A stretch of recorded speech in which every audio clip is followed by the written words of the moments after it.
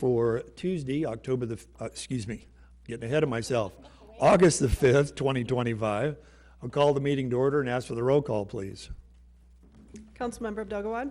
Here. Councilmember Baker. Present. Councilmember Barber. Present. Councilmember Burke. Present. Councilmember Circo. Present. Councilmember Ingert. Present. Councilmember Holman. Present. Councilmember Mills. Present. Mayor Turnbow. Present, and I'll correct myself, it's actually August the 5th, or August the 11th. I pulled up the wrong set of agenda. Time just has a way of getting by you. Hold on a second here. Before we move on here. All right, here we go. Great. Would you please join me in the Pledge of Allegiance?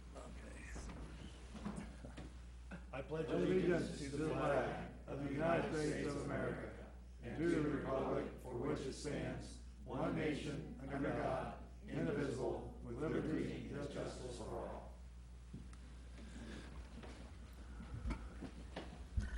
all. We have no presentations and awards this evening and personal appearances, but I would like to recognize State Representative Bill Irwin from District 55, who represents edges of Raymore. We appreciate you being here, Representative Irwin, and it's nice to see a state representative cares about local issues. It doesn't normally happen that way, so we thank you for being here, sir. And now we'll move on to staff reports. Mr. Fearborn. Thank you, Your Honor. I would ask Mr. Gress to make a staff report for Development Services. Thank you, sir. Mayor and Council, in your packet this evening was a department report for the month of July. In July, we did issue 8 single-family permits within the Eastbrook, Prairie of the Good Ranch, Timber Trails, and actually a new home being built in the original town neighborhood as well. So fairly scattered across the city per usual, which is always good to see. In the month of July, we also did the final inspection for the Einstein Brothers Bagels, which has been open for a couple of weeks now. So good to see that business open, and quite a few cars there in the drive-thru every morning and afternoon.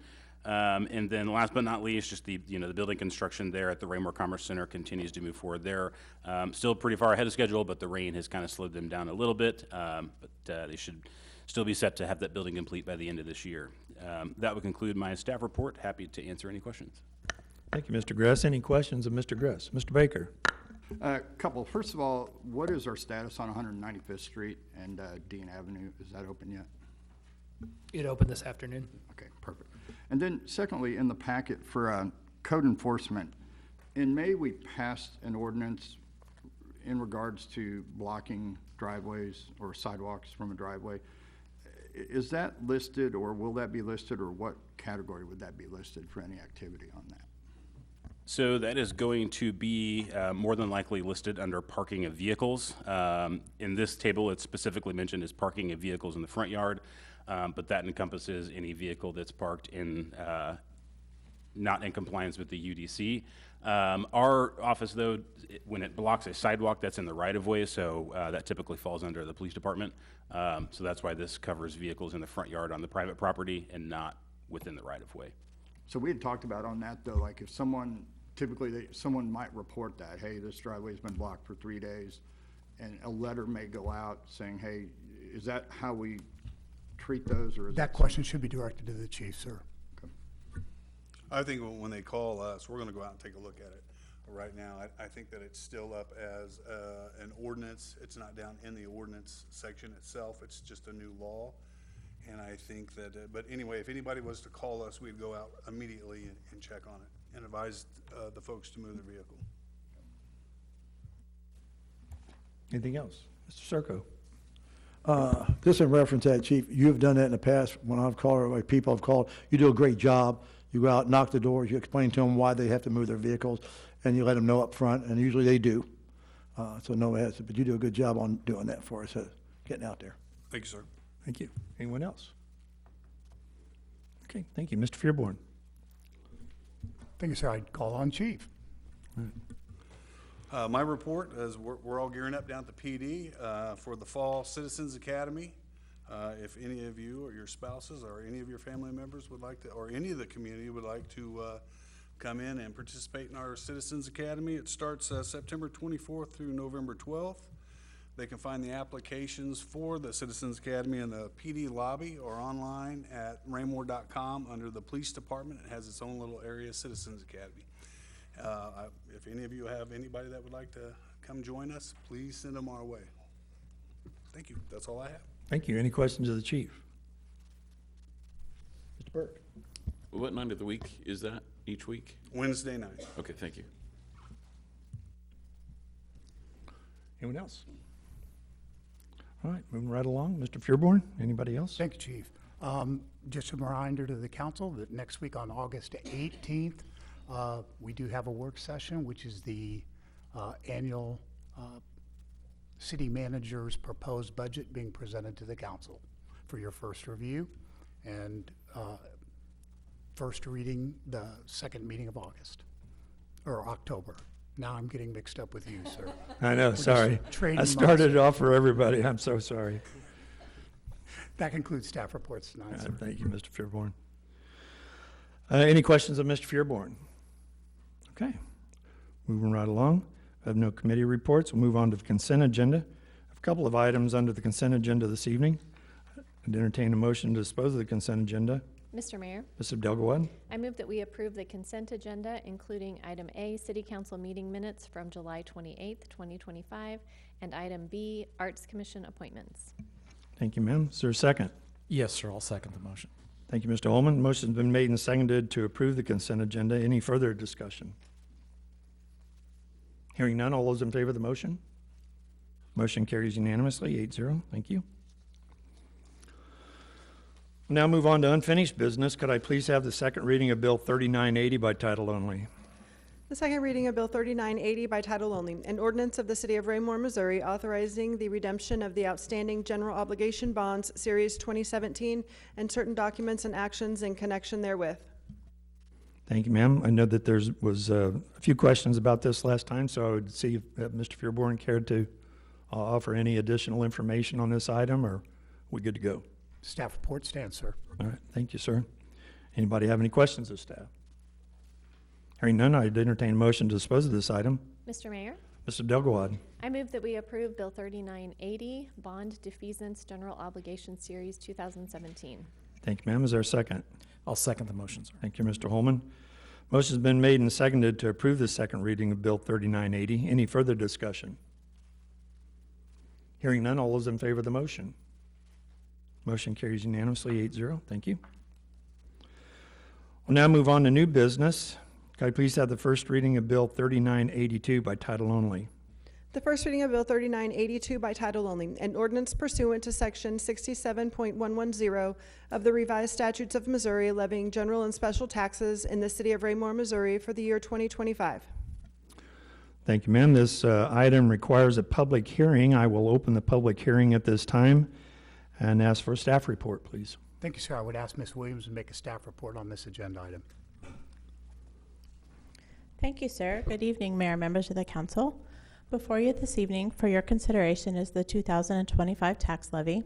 Each year, the city is required by the State Auditor's Office to calculate and set our tax levy. The requirement must be recorded with the county clerk no later than September 1st. In odd-numbered years, such as this year, the assessor's office reassesses properties to account for changes in value. In even-numbered years, the assessed valuation may increase based upon new construction. The basic theory of the Hancock Amendment is that the city revenue from property tax in the general fund and park fund should be revenue neutral from year to year for non-growth related increases in assessments. There is an allowance for inflation, and this year the rate with the State Auditor's Office is 2.9%. This means that typically as assessments from non-growth increase, then the levy decreases. The opposite is true when assessed values decrease. The general fund levy for 2025 is calculated to be 37 200 cents per $100 of assessed valuation. That reads 0.3702. The park fund levy is calculated to be 9 9600 cents per $100 of assessed valuation. That reads 0.0996. The debt service levy is the same as the last several years at 71 70 cents per $100 of assessed valuation, or 0.7170. This is due to a voluntary rollback. The total city tax levy is recommended to be 1.1868. That's $1.18 68 in total. That completes staff report, and I would be happy to answer any questions that you might have. Thank you, Ms. Williams. Does anybody have any questions of Ms. Williams on this issue? Would like to dovetail off of the presentation, sir, just very quickly. Absolutely. Thank you, sir. For the council's information and for comparison, the general fund last year was 39 and 62/100ths levy for the general fund. That is being reduced by 2 and 60/100ths to 0.3702. The Parks Fund levy last year was 10 and 66/100 per 100 of assessed valuation.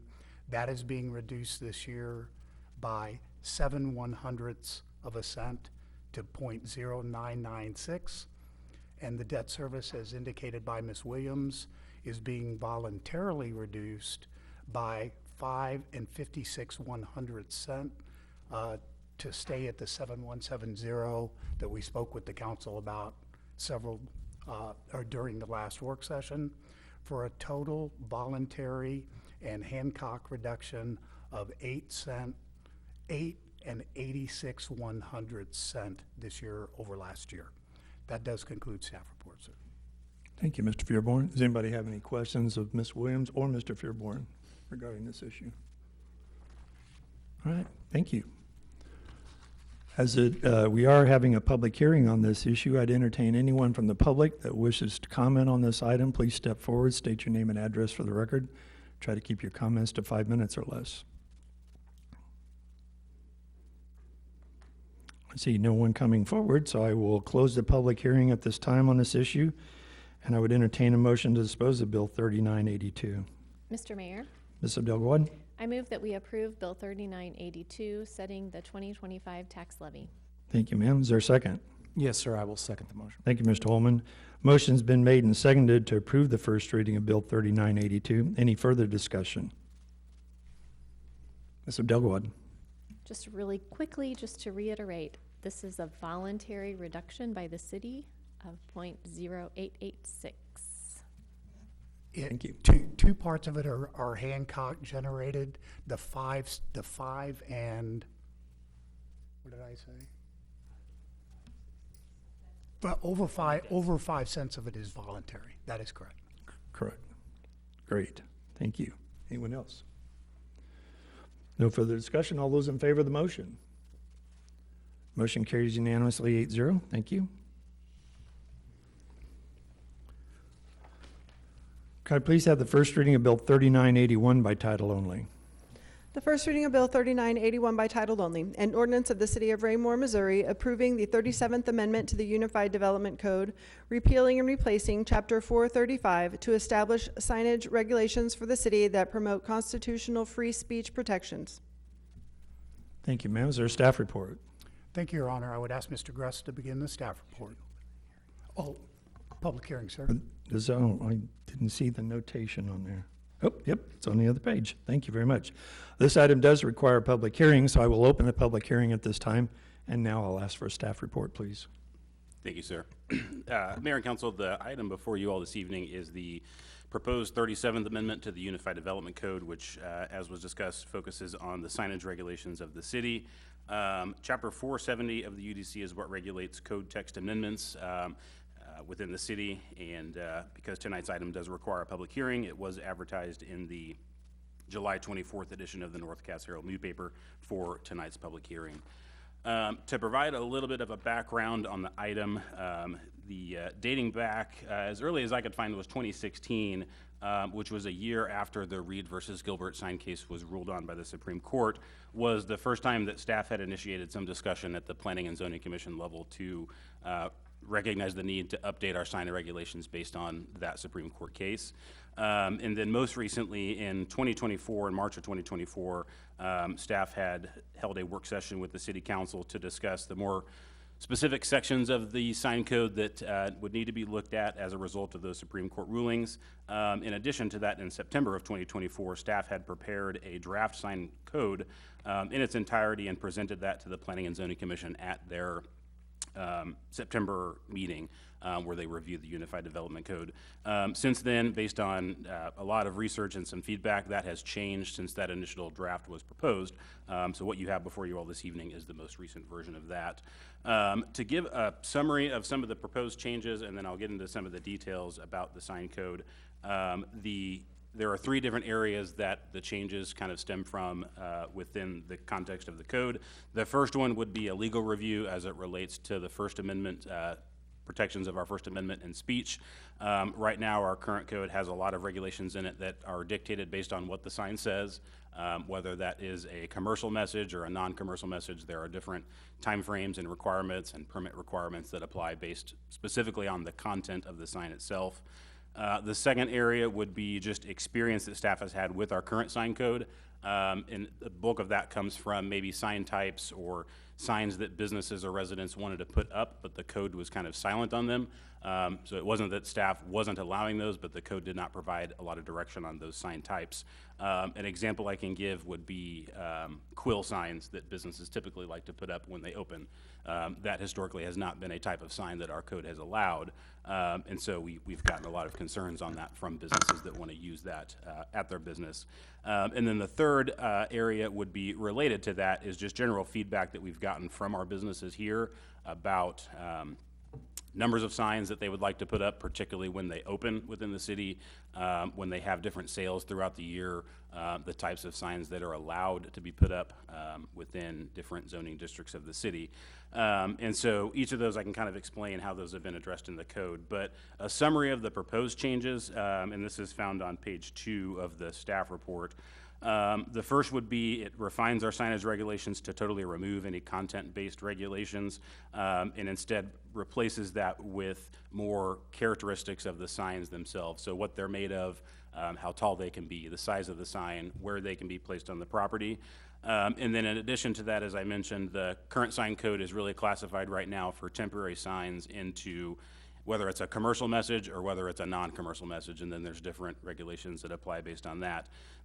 The new sign code has been revised to organize different signs based on the group of sign, whether it is a temporary or a permanent sign. There are sign categories, which is where you'll find whether it's an attached sign to the building, is it a freestanding sign, is it a monument sign, and then within those categories are the actual specific sign types that you'll find, which are defined within the code. The second item that we clarified within the code would be permitting requirements and review procedures for sign permits. You'll find that in the newly drafted section 435.030. In addition to that, we've added more comprehensive definitions for various sign types and categories with different type-specific regulations. So based on whether it's a banner sign or a board sign, there will be some different regulations that will apply. You can find those within sections 435.070 through 080. We have refined our landscaping requirements for monument signs to ensure that they're consistent between Chapter 430 and Chapter 435. Those are two sections that kind of work together when monument signs are built. We have expanded the provisions for incidental signs, which would be kind of your directional signs that you see in typically restaurants with drive-throughs. We've seen a bigger need for them in some of our subdivisions where there are amenities like pools and clubhouses. Right now, that would be a content regulation that is not allowed. It's only allowed for businesses with drive-throughs. So we've expanded that within our code. Item F would be we have expanded our temporary signage allowances for grand openings for businesses.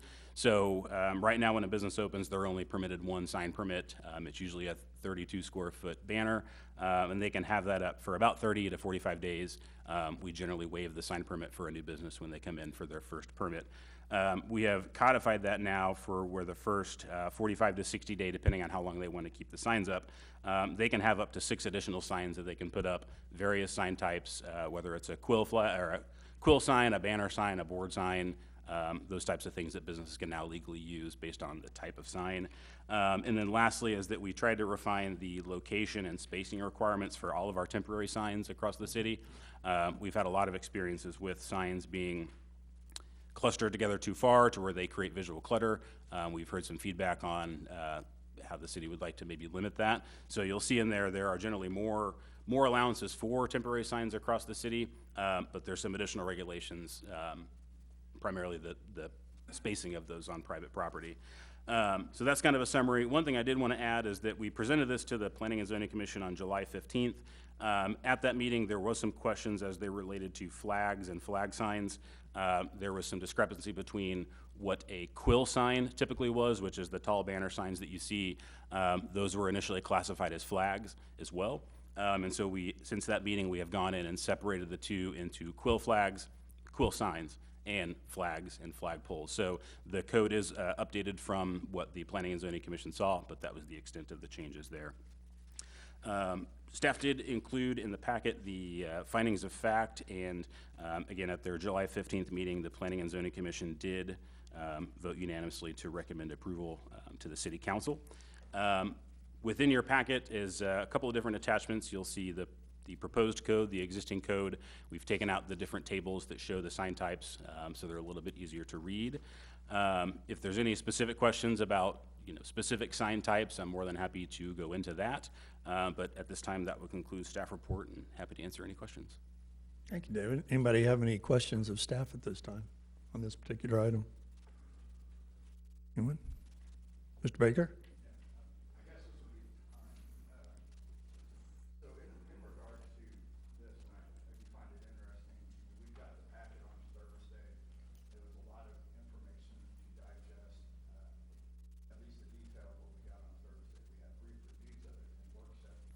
In work sessions, pardon me. I guess the basis of this sign code, more than anything else, is the Supreme Court case Reed versus Town of Gilbert, 2015. And the understanding that any sign regulation that is content-based on its face is subject to strict scrutiny, and often, if it is content-based, it's going to be unconstitutional. And I do think that we have the opportunity in Raymore today now to update our sign code to be something that other cities look to for guidance and really an example Mayor, of how to do it right. Point of order, we're questioning staff. We're not making statements or debating the item yet. If he's got a question of staff, that's appropriate.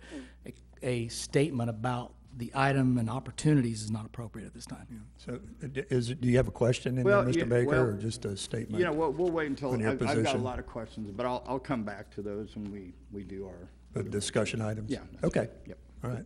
Thank you. Mr. Gress, did you have anything to clarify on that? If it might help to clarify, because it did come up, I think, at a previous work session about the research that staff has done. There was a couple cities that the council had recommended that we look towards. Lee Summit has updated their sign code. Belton, we looked at the city of Raytown, who has some, not a comprehensive update, but they've made some changes to their sign code. I think Leawood, Kansas was also an example. So, staff tried really hard not to reinvent the wheel. We looked at a couple cities that have already updated these regulations and took that into consideration. But I know those couple cities were specifically mentioned at a work session when we discussed this, so that's kind of the background of where staff went to look to some of the other cities around us. And I know you work closely with Mr. Zur on some of the verbiage on that. Mr. Zur, did you have any comment on the particular item that Mr. Baker raised at this time? Your Honor, at this time, I believe Mr. Baker has raised a number of different items. About 10 minutes before the meeting this evening, he provided me a 15-page overview of things that he had questions and concerns with. I'm not prepared at this time to provide a response to each of those items. I don't think it's fair to shoot from the hip from a legal perspective, and I don't think the council wants that to happen either. Okay. Happy to answer individual questions if you'd like. But at this particular time, yes, we did in fact have the opportunity to go through. Mr. Baker identified a couple of issues with regard to whether or not it's a discrimination based upon preferential treatment for one entity versus another. Reed really doesn't focus on that. The real issue is whether or not that we judge something by the content. Does it say I love pancakes, or does it say vote for me? It's a content-based, not person-based. Gotcha. Anything additional, David? What you'll find, this is a much lengthier document than the current sign code. The reason for that, just to explain a little bit of the content within the code, in absence of being able to continue with our current code, which regulates it by message, what we've instead regulated on is by the type of the sign, the structure of the sign, how it is built, how it's maintained, where it's located. So within that, you'll see, 4 or 5 pages of very specific definitions on sign types. You'll also see very specific regulations on what elements are required for a certain type of sign, whether that's a monument sign, a wall sign. So in absence of being able to regulate it on the message, the code now is geared towards regulating the sign based on what the sign is. So there's very specific regulations on construction, materials, those types of elements as opposed to. The type of, not the category, but Correct. the sign itself. Correct. Right. Anybody else have any questions of staff at this time? There is a public hearing that is open on this particular matter. If anyone from the public would care to comment on this item, please step forward, state your name and address for the record. Try to keep your comments to 5 minutes or less. My name is Terry Woods. I live at 309 North Park Drive. I've lived in Raymore now for like 6 years. I've tried to be very active in the city. A lot of people know me. I present today as a small business owner, and I recently just joined the Raymore Chamber of Commerce to support, again, the city. So I didn't have a whole bunch of time either to review the whole 31 pages of the new sign code. I noticed there's very few people here. I don't follow the North Cass Herald, and it has been commented on a few times that people aren't getting the messages about these meetings so that they can come and speak, and that's very unfortunate. So I hope that we can do better with that. I mean, I just think people need to have an opportunity to come and voice their opinions. So one thing, I think it was page 30 or 31, I saw that it talks about the signs that are not permitted. So I'm a small home-based business, and I have a small metallic or magnetic sign on my car that advertises my business. So according to this new sign ordinance we're trying to promote, I don't think I'm going to be able to do that anymore because it says there's no vehicle signs allowed unless I am misreading the new ordinance on the signage. To clarify that, really speaks to the definitions. When we talk about vehicle signs, we talk about a vehicle that is parked somewhere specifically for the purpose of being a sign. And so those don't come up that often. But in the case of a contractor, or in this case, a small business having a sticker or a magnet on their car, that would not be the intent of what's regulated here. We've had a few instances in the past where people will park their work vehicle at a major intersection, and that's where you find that it is a vehicle sign, or it is a vehicle that is not used in any way, shape, or form with the operation of the business.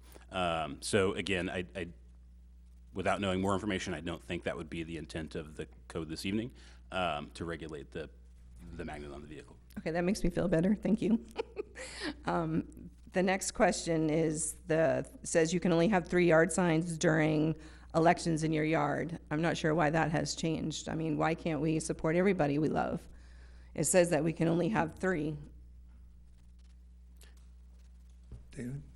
I guess I should ask, does the council prefer that I answer these questions one by one? Typically, we do not do that. I No, just wanna that's make sure true. I'm not out of line. We usually don't. It's a statement made by the individual, and it just brings it as a discussion item amongst the council members. And if they Okay. feel it necessary to discuss it amongst themselves, we'll discuss that particular item. Okay, So if thank you you. just want to raise those issues, you're certainly I want, welcome yeah, to. I want to raise that issue, and then you guys talk about a permit for signs. I don't know, is that something that we are going to have to pay for or is that something you just go in and you request? And then there was, I thought, a discrepancy in the ordinance that talks about portable signs, that you're not allowed to have them, but then somewhere it also said that you can have handheld signs.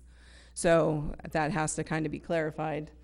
And then the last issue, with everything that we have going on in the city, who's going to enforce this, and how are they going to do this? Because, I mean, there's tons of things that you look around the city, and sometimes things aren't being enforced. I mean, I'll be walking my dog, and being on the Board of Adjustment, I'll report to the city or mention to the city because they're out of code or whatever. So I know we don't have very many enforcers either, so something else to look into as far as fixing that. Okay, And staff has all of these down. We will be responding. Okay, great. Okay. Thank you. great, thank you. Anyone else care to address the council at this time? Sure. My name is Adam Campbell, 109 Silver Lake Circle, and Charlotte Campbell. like the previous speaker had mentioned, I just learned about this, the new potential signage policy just within the last few weeks. So I've been trying to get myself educated and up to speed, as well as, putting some posts out there locally around, the Facebook groups and whatnot, just to build interest for this topic. So I would urge this committee to do your best to really get the word out and get, the public engaged on this issue, because honestly, I see quite a few issues with it. My background is in engineering and code reading, and I can see that this is a very well-written, put together document, and I give the authors credit for that, but I think it's way overkill for what we need. We have a 31-page document that really, if we're really addressing any real needs or anything that people have issue with in Raymore, it should be a 3-page document. There's a lot of areas of this document that are wide open to interpretation. For an example, I have a security sign in my front yard. I have a spring is here sign, a little tiny one in my yard, in my garden. I've got an American flag. I've got an Irish flag hanging on my fence with a wall mount light. I have an inflatable I put out during football season. The way I interpret this code, pretty much all of that would be illegal now, and it would be something that would create additional work and bureaucracy for our small government to regulate something that really I don't drive around seeing a problem with a ridiculous amount of flags and signs just cluttering up the neighborhood. Even driving through Belton the last few weeks since I've become aware of this, I think to myself, well, their flag policy isn't super strict, but I don't see the need, and I wonder if we're not putting a whole lot of restrictions in place to address possibly a Supreme Court issue that restricts everybody without any real value added here.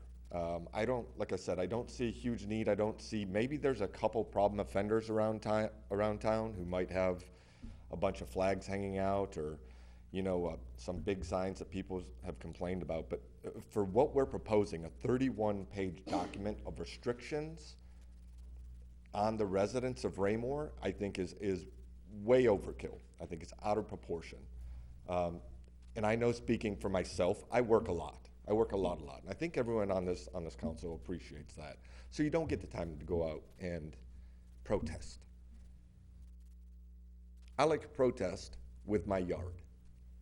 I can't go downtown and stand during work hours, and you're taking that away.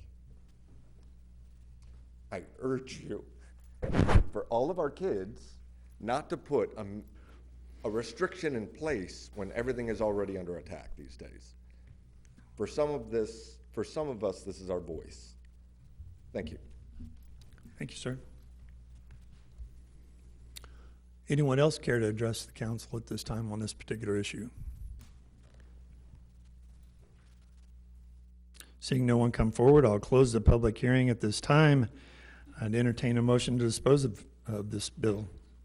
Mr. Mayor, Mrs. Belgawad? I move that we approve Bill 3981, the 37th Amendment to the Unified Development Code, Chapter 435, signage. Thank you, ma'am. Is there a second? I'll second the motion, sir. Thank you, Mr. Holman. Motion's been made and seconded to approve the first reading of Bill 3981. Now discussion. Mr. Baker. Oh, Mr. Mills, you want to go first? Oh, I can go first. Either way. Oh, Mr. Burkhead? Oh, okay. Mr. Burke, go ahead. Thank you. When we started looking at this about a week and a half ago, I started getting some emails. And so I tried to go back and look at the original work session where we talked about this. And I believe it was before a couple people on this dais were even elected yet. Maybe 2023, or do you remember? As Mr. Gress had indicated, March? this issue actually goes back. The initial presentation of planning and zoning was in 2016. Okay. I believe February of 2016. Then I have brought it for the last 3 years to the council as we've been trying to interpret. We kind of thought state statute might pull back some of because it's pretty wide open as far as all signs are, you can't regulate content. So there's not this type of sign or there's not this type of sign. All signs kind of have a freedom to it.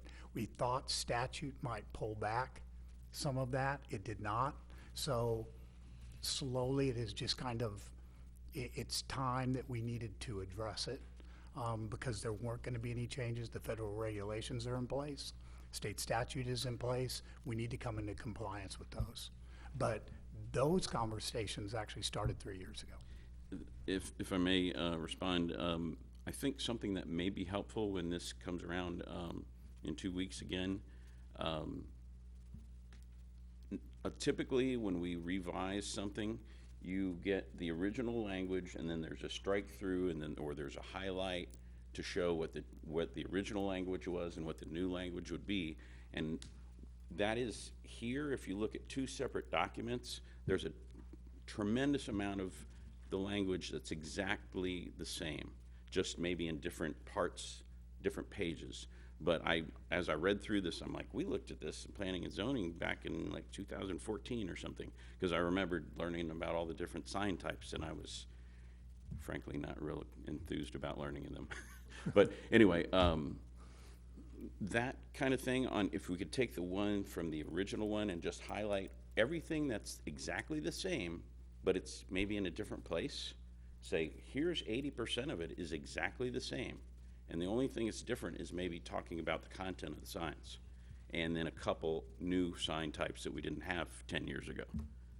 Anyway, my opinion. Thank you, sir. Mr. Baker? Did you want to go, Brian? Okay.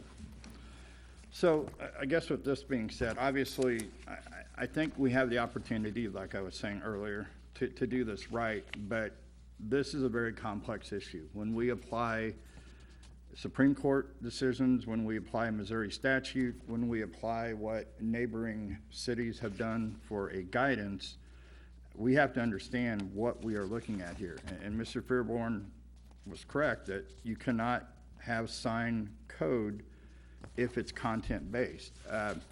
Just the example of the open house. Open houses can get 45 to 60 days during their time to put out a various amount of signs.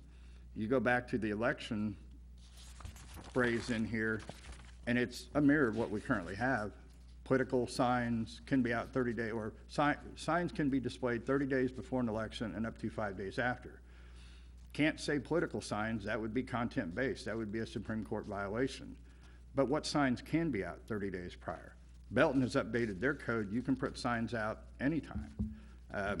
Other cities have done the same. They've gotten in line with you cannot put time frames unless they're equally distributed. So if it's 30 days plus 5 on a political season and a sign being out then the same would have to fall for a grand opening or potentially a for sale sign on a house. That if the market turns and homes are on the market for 60 days, how would you regulate that? Because you can't say real estate signs can be out until the house sells, but political signs can only be out for 30 days prior and 5 days after. Once you disseminate that, now you're back to content-based sign code. It's real easy, and a lot of examples say if a city official has to read the sign to determine what code applies to it, it is more than likely unconstitutional at that point. It is a broad thing that as we go into this, we do have to be exact in what we do. Example, additional standards for sign types.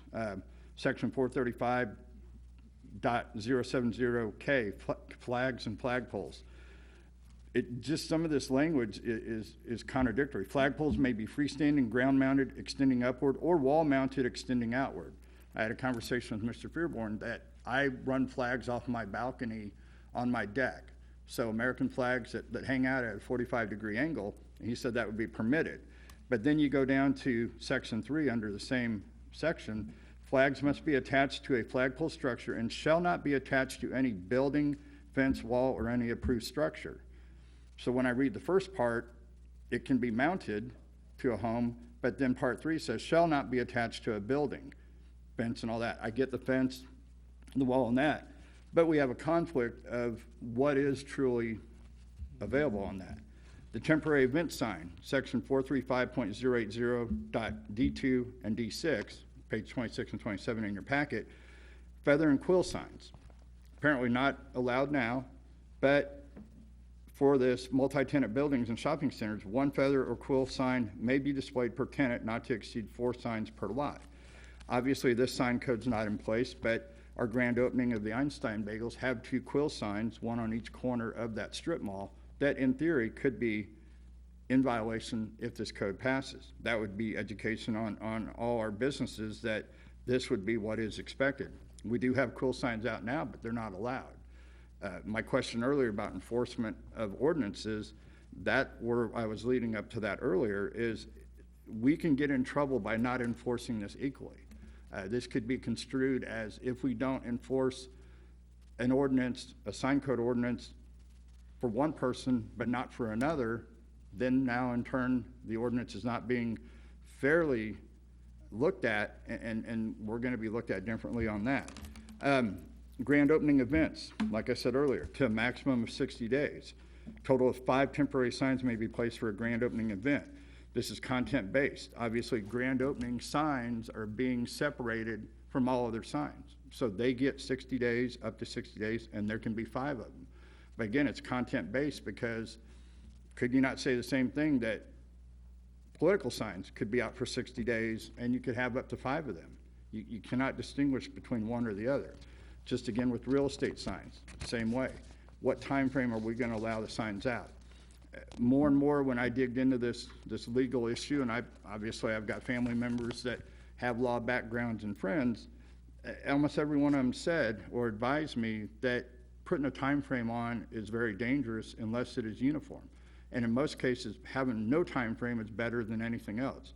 The thing would be 60 days. If you can display a sign for 60 days and then it has to come down, what would be a reset? Could someone take it down for a day and then put it back out for 60 more days? Something that's not in the code, but we would have to consider that. Again, that could be a loophole, but that's something that someone out there is going to look at and question. Yard sign election timeframes, like I said, 30 days prior, 5 days after, 3 additional yard signs. Again, you can't say political signs, it doesn't necessarily say here, but what other signs would be out during an election period? It's really a quasi, we're saying it, but we're not saying it. Could this be any sign? Like Mr. Zer said, could it be I love pancakes? Can we put those out 30 days prior and 5 days after? Or can I put out a campaign sign in November with an upcoming run in the following April? What would prevent that? And really, honestly, maybe it doesn't say in the code, but I do think someone's going to put something out early because it really can't say 30 days prior. You can only put political signs out. The sign approval section, discretion sign approval, I think this part, and this was brought up in P&Z when I watched the meeting, there was some concern what is indecent and immoral. It's a very vague and overbroad and subjective area. I agree that we should not allow signs that are in that domain, but as the code's written now, it's a very vague definition of what is immoral and what is indecent. Things that would help with that is referring to Supreme Court cases that like in the sign of legal definition of incitement, Brandenburg versus Ohio, or true threats, Virginia versus Black. That's what should be in the code. That should be what either you as a director who's making that decision, or if it goes to Mr. Zer in a court case here, that should be the definition. And then they should all require restriction as being appealable and subject to due process. I think if someone's told that sign can't be up, your definition of immoral could be much different than someone who's in your seat in a year or two. And again, that could be construed as we're not equally subjecting this ordinance across the board and at the same time throughout the life of it. By putting in those definitions, then we can actually have more consistency throughout the period. So with that being said, I don't think we're prepared tonight. I think the information that was supplied to the city council, I would have loved to sent this packet out to everyone, but kind of been told that, you know, that becomes public record, which I would be more than happy to send all this information, all this research that I did. But this gives you a nutshell. If we pass this as it is today, there is going to be legal scrutiny.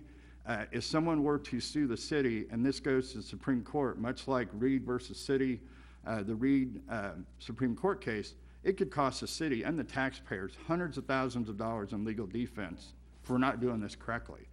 I really do think at this point, even in the work session, I would have liked to have this full packet in a work session that we could have talked about and said, you know what, let's come back in 2 weeks and talk about it again, because I think it's that important to redo an entire UDC code section. It's not like we're updating 1 or 2 sentences based on, hey, here's something new, but even P&Z should have been provided that and had the opportunity to look at it and relook at it and discuss it. Even in our case, none of us saw this technically until last Thursday. Now, you could have peeked at what P&Z had on the 15th and got a sneak peek of it, but from the standpoint of we are voting on something that I would rest assured, and I'm not going to speculate, but how many on this dais have went through this word by word, did research, and actually looked at what all these cases are? What happened in Harrisonville with the ACLU, City of Laclede? I mean, there is a lot of cases in the state of Missouri that reference what we're trying to stipulate here in this document and what we're trying to do. So I think at this point, and correct me if I'm wrong, but the one last thing before I talk about it, our Boy Scout Troop 315 in Raymore, I subscribe to it. I know a lot of people do. For $50, $55 a year, they place an American flag by the curb on every major flag holiday. They actually put something in the ground, the flagpole goes in that. Under our new ordinance, that won't be allowed anymore. That's in the public right of way. They won't be able to actually do their fundraiser anymore because they would have to put it at least 10 to 11 feet in the yard, 5 feet off a property line. I don't know if they're going to have the appetite to dig up all their holders, and then people are going to want signs in the middle of their yard. I think people look at the nostalgic part of this flag is by the curb. People see it. No matter where you go in Raymore, there's hundreds of American flags for every flag holiday. I mean, there's 6 or 7 that they put them out for, and I'm proud to have them out. And I'm glad when I see them come pick them up. It's their fundraiser. Those kids, depending on how many they put out, that's what they can buy and use towards Boy Scout materials and all that. It's bad they're not here tonight because I would have liked them to have their opinion on that. But that's something that's going to be illegal when it comes. And obviously the right-of-way, it was brought up, who's gonna maintain this? And I know Mr. Fairborn may have an answer to this, but the fair part of it is we know people put signs out on Friday afternoon and we yank them down on Monday morning. They get the benefit of a free weekend. They put them on corners that are busy and all that. But what is going to be our stance that if someone puts a sign out illegally on Tuesday, are we going to have people policing that, or are they just going to take a chance until someone goes by the sign and sees it? I mean, we have signs out all over the place now in the right-of-way, and a lot of real estate signs in the right-of-way that don't get touched. And that's something that if we're going to enforce this for political signs and all other signs, I agree with the right-of-way. That is something that if we have an ordinance, I think we all agreed on that in the work session, that if it's in the ordinance, we should abide by it and we should expect enforcement by our staff. If not, then we're doing a disjustice to the old sign code and the new sign code. With that being said, Brian, I don't know if you had something. I have one more thing I want to add after what Brian has to say. Go ahead, Mr. Mills. Thank you, Mr. Mayor. A couple things. I mean, again, I was a little disappointed. You know, we had a work session immediately after election, and because of the election kind of drove everything, and most of our discussion was about political signs. And because trying to change or enforce political signs, it was necessary to redo everything on the sign code. But I don't think I was the only one that actually thought that it was going to come back to us in a work session so that we could discuss it further after staff worked on this, and it never did. It went straight to planning and zoning. I was a little disappointed when I read the minutes of planning and zoning that it almost gave the appearance, the way the minutes read, is that it was presented that, you know, we had went over this thoroughly and that this council was supportive of it. And the detailed thing here was not given to us to go over. I had wanted to discuss when it came back, allowing home occupation signs in residential neighborhoods. And I've prepared an amendment to do that and some things, and also some legal documentation. But, I wanted to, propose that amendment. I made copies that I can give to everybody and review that, but I really think this should go back to where this is, as a council, we can have another work session on this. I think it needs to go back to planning and zoning, have a public hearing, and we go forward, not try to push and rush this through, because again, we haven't even had a chance to have a debate or discussion on home-based business signs. And I think that's something that's been brought up multiple times. We've had other people come in, and we haven't had that discussion, and I would like to have that discussion. And I don't know that we need to do it tonight over this. I think it would be good to take it back to a work session and then take everything back to planning and zoning, and that would be my recommendation. Okay, thank you. Mr. Baker? With Councilman Mills' comments, I would like to enter a motion. Basically, I move to refer Bill 3981, the 37th Amendment to the Unified Development Code regarding signage, to the Planning and Zoning Commission for further independent legal review to ensure full compliance with the applicable constitutional First Amendment standards, including content neutrality requirements under Reed versus Town of Gilbert, 2015. Is there a second?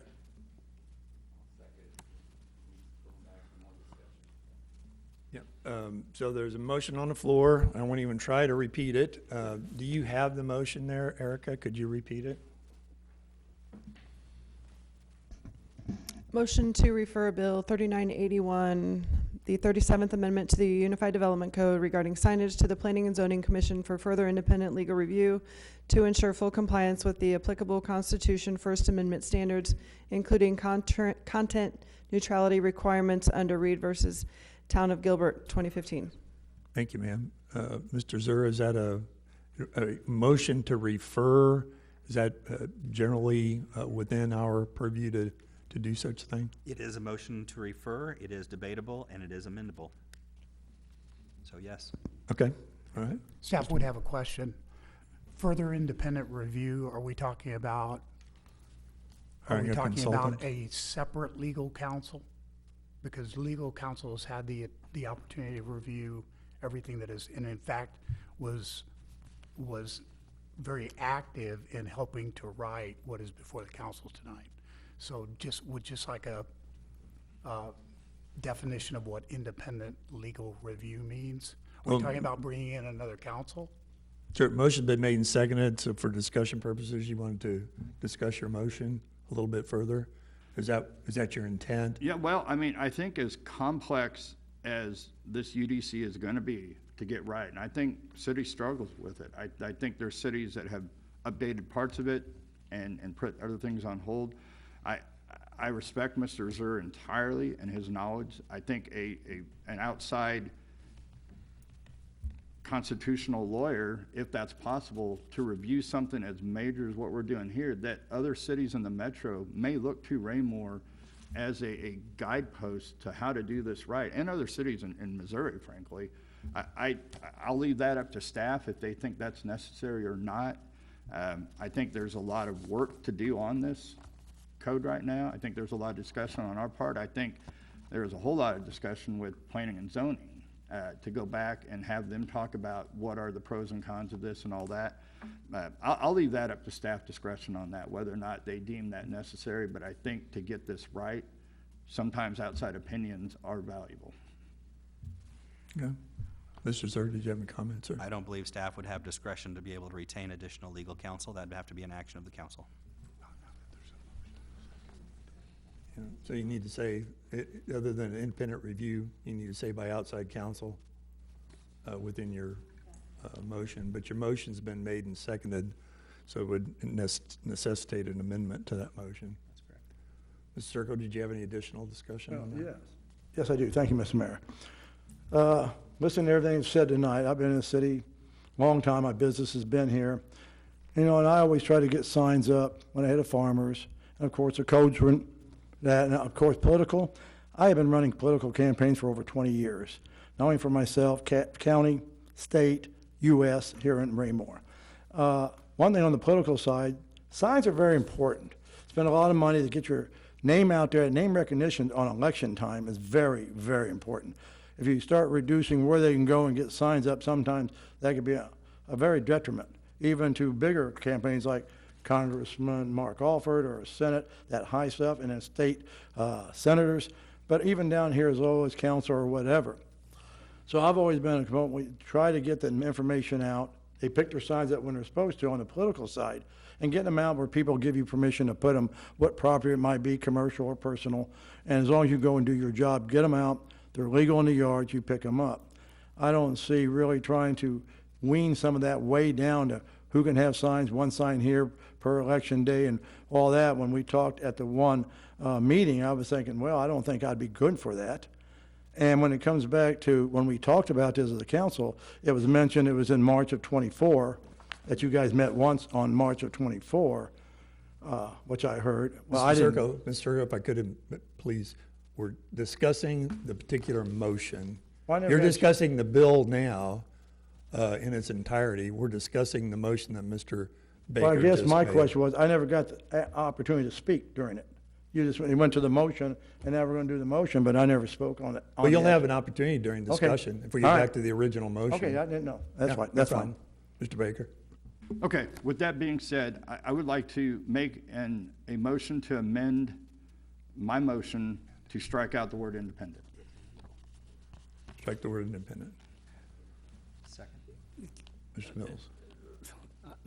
I'll second it, but my thing is, I want this to go back to a work session. I mean, the motion's to send it back to planning and zoning, Right. and that's fine, I'll second that, but I would like us, as an agreement of this council and the staff, that it would come back to us as a work session so we can discuss, like, the home occupational signs, discuss some of these things before it goes back to planning and zoning. So, I mean, I don't know, I can put it as an amendment to that motion, but I'm satisfied if we can just have. well, yeah, it's going to have to be amended, right, Mr. Zer? So From the original motion? you're going to be voting on the amendment Amendment to the to proposed the motion proposed motion. as a group. And if that passes, then the underlying motion will be in effect for your consideration moving forward. Okay, So all right, one vote to vote on the amendment. right. One vote to vote on Which the underlying strikes the motion. word independent. Correct. From the original motion to amend, Yep. or original motion, not an amendment motion. This is a motion to amend. So, Origi- That's correct. The all right, other- any the further original- on the discussion on the motion to amend? Ms. Abdelwad? Sorry, just to clarify, Yeah. so we're gonna actually be voting on two different motions to amend. The first motion that we're gonna vote on is to amend the amendment, and then we're gonna vote on the amendment, The and then we're gonna referral. vote on. It's actually a referral. The referral, okay. Referral vote. So you're voting on the amendment to the original motion from Councilmember Baker to remove independent. If that passes, then the underlying motion will then be what Councilmember Baker stated, less that independent, and you'll vote on that. And that's the motion to refer it back to the Planning and Zoning Commission. Correct. Yeah. Okay, And if that doesn't pass, then you're back to the original motion, which was made by Councilmembers Abdel-Gawad and seconded by Councilmember Holman. correct. All right, so we're on the motion to amend right now. Any further discussion on the motion to amend? Hearing none, all those in favor of the motion to amend? I have 1, 2, 3, 4, 5 to amend. No? How many no's on that? 3. The amendment is adopted to strike the word independent from the referral motion. Now we're back to that motion. And could you reread it, Erica, without the word independent in there again, just to refresh everybody's memory?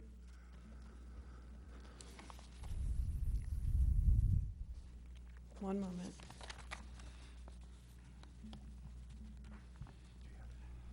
Mr. Zer has it, sir.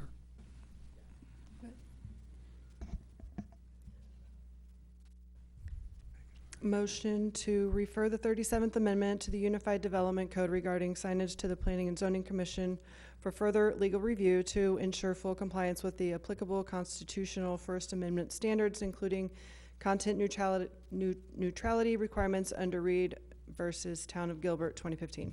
Thank you. So we're back to that, the original referral motion. Is there discussion on that? Yes, Mr. Holman. So since we have removed the independent legal review, but legal review remains in the motion, who will do that, Mr. Baker? That would be our staff. Our staff would be held responsible to make sure that this is, Our staff has already done this. well, I mean, I think I've proven through my speech earlier that there is a lot of things that are gonna get this city in trouble if we pass this tonight. with My the way it's question remains, who do you want to do a legal review? Have stated that the city has already done one. You've removed independent legal counsel. Part of your motion says that we will do a legal review. Who do you want to do that? I would say right now, Mr. Zer's gonna have to do it because I have brought up. Mr. Zer's already done it. Well, I have brought up new issues that I would like for him to consider, and he said earlier he was not prepared tonight. It's because you gave him the questions 15 minutes before we started the meeting. We got the packet a few days. We should have had this packet back in our work session in April. And you couldn't send these questions or call on Thursday or Friday? It takes, I was up until 1:30 last night reviewing this stuff. That's how serious I take this. I got up at 4:30 today to go to my real job.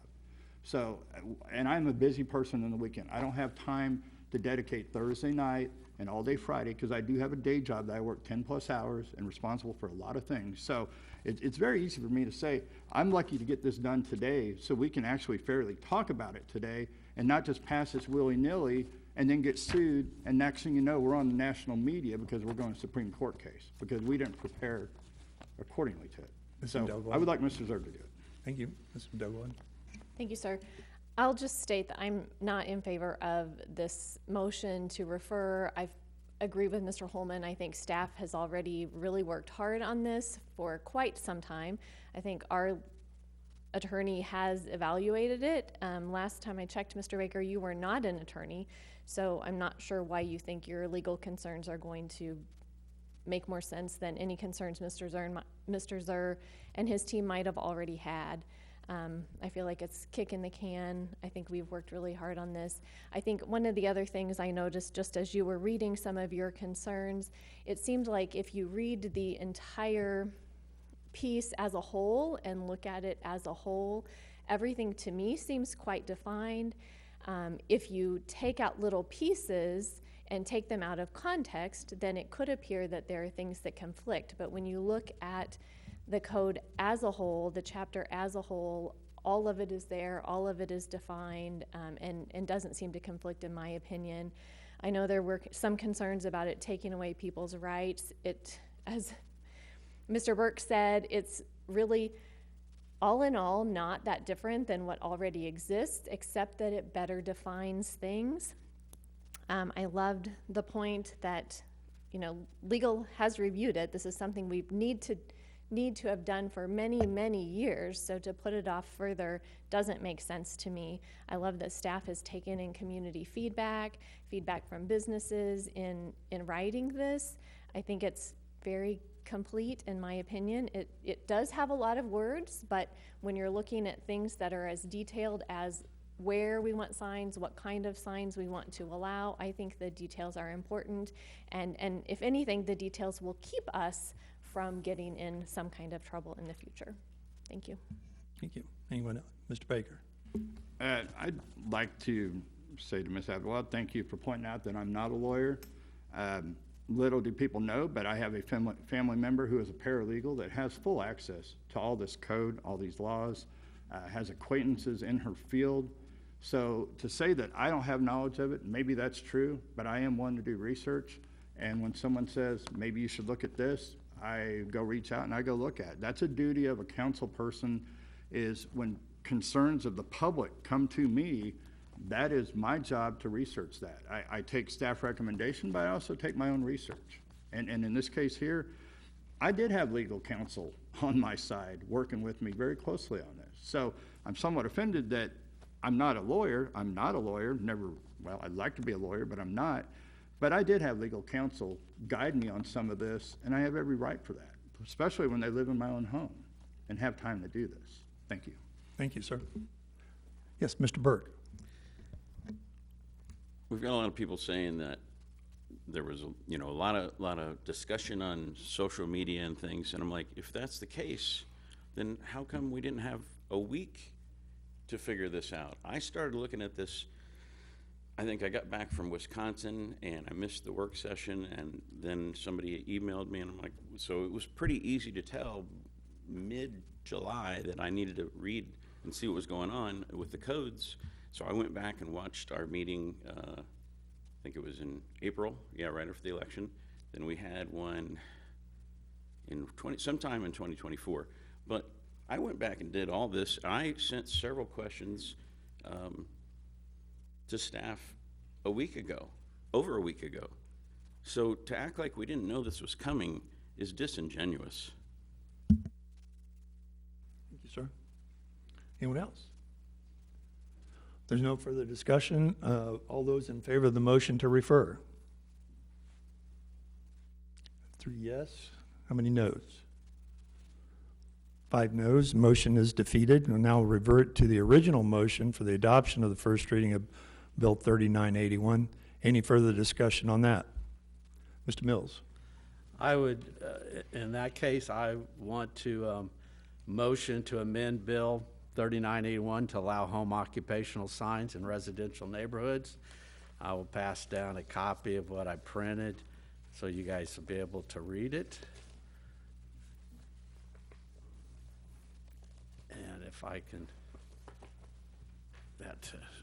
you guys, Mr. Zur, does Erica have a copy for? I didn't give her a copy or anything, okay.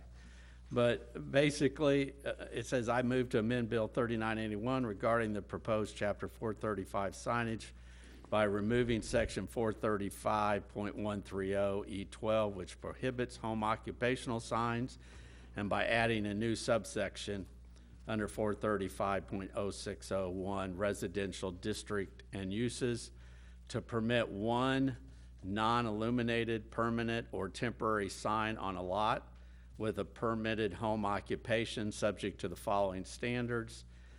The sign shall not exceed 6 square feet in area or 4 feet in height. The sign shall be located entirely on the private property outside of any public right-of-way or site triangle.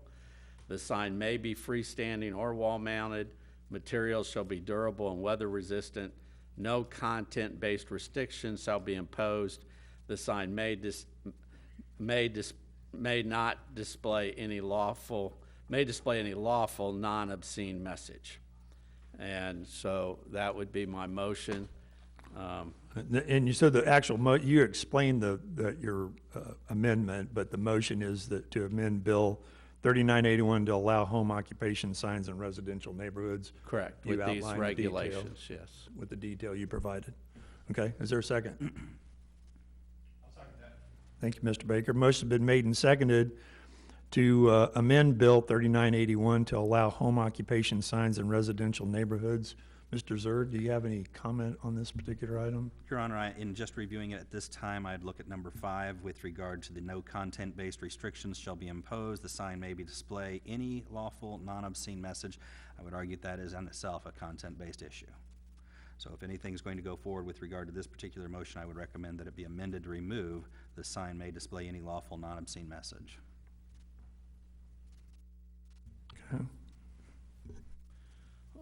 Okay. Open it up for discussion. Go ahead. My question on that is the current code, when it talks about prohibited signs, it says prohibited signs would be signs that have obscene messages. So to me, it's in concordance with what our definitions of a non-prohibitive sign. But if you think it needs to be taken out of there because it's elsewhere, I can accept that, but that would be my question, is why we say that you can't have an obscene sign in one place in our code, but we can't say it here. I think you would simply want to put a period at the end of imposed. Oh, okay, okay. So I'll need an amendment, because since you read it all, to It seems more like a Scribner error that we just, but yeah, I would Yeah, make the I know. amendment, as Mr. Zur said, Okay, is that a put the motion? period there, yeah. Okay, A motion to yes, amend your yeah. motion? Okay. Is there a second?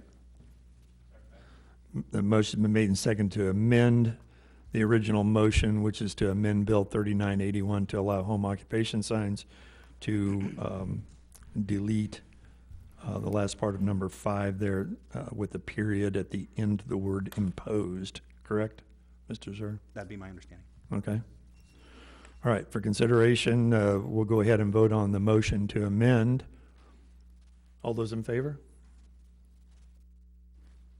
3 yes. How many noes? 5 noes. The amendment motion does not carry, so the original motion to amend Bill 3981 includes that section, but is to amend Bill 3981 to allow home occupation signs in residential neighborhoods. Any additional discussion on this item? Mr. Circo, on this particular item? On this particular item, On this, yes, on the motion that was just made to amend the bill for the amendment bill for the signs in the yards business? for home occupation. Yes, I do have something on that. I didn't get finished. You know, I'm now, the last 7, 8 years, I am independent, home-based, and I still would love to have a sign in my yard. This talks about who I am, just Medicare, Tom Circle. People see that, they'll take the number. But a lot of people in this city, and I've had over 30 emails or better. I've had some business owners confused on this whole thing, but on these signs for the yards, I've had a lot of emails from Ward 2 about in-home people wanting to actually put signs up in their yard to advertise, and we've never been allowed to. I have pushed for that since 2007 at Farmers, and now this, and I was hoping when we get a new bill. And when it comes to talking about how much information on this, we had the one work session. I was really under the impression we were going to do another work session and still debate further, because there's a lot of content. And next thing I know, we went to the B&Z, and we're here doing on a regular night, and I thought we were going to, like they brought up, talk more about it to really get a discussion going. And never had that happen. And like I said, I wasn't here till 18 anyway, and 24, I wasn't here in March, what they mentioned, but that was the only meeting I knew about, and I really was kind of left halfway in the dark as a councilman and as a business owner. So that's what I'm saying. I know I got a lot of people. They want to put their signs up. They want to advertise.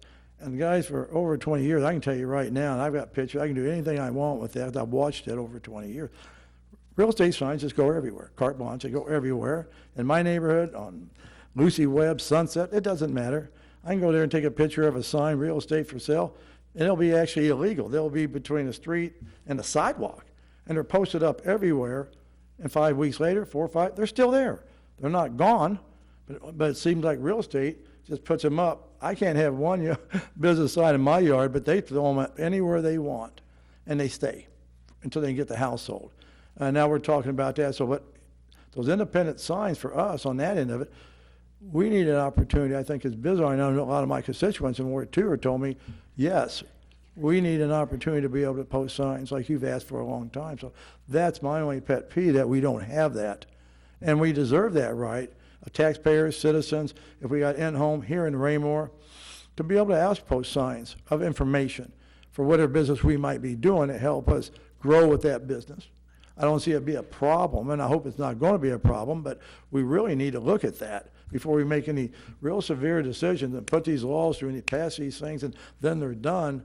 And then you got a lot of people very upset if they don't get, like me, to go and get to put a sign up anymore. Never did, and I would hope we would do it this time. When we talked about signage, I thought, wow, this is going to be a good segue into that. Of course, these are about that sign. I got more to say to you, but on that issue, yeah, I got a lot of people, and myself, who would love to have the opportunity to advertise my business in my yard, 11 feet from the street, at any given time, and have signs up. And I think it would be appropriate for our city to allow that to happen, for we have a lot of in-home people who work here, pay taxpayers and pay that. And they can't put a sign, but a lot of these other people who don't hardly pay taxes, half aren't here, they just throw signs anywhere. So that's been the real discussion for years with me and my constituents since I've been on. Why do they do it and we can't? And I've always said, I don't know. And then we brought this signage thing up. I go, well, I think we can fix that. I was hoping we could fix that.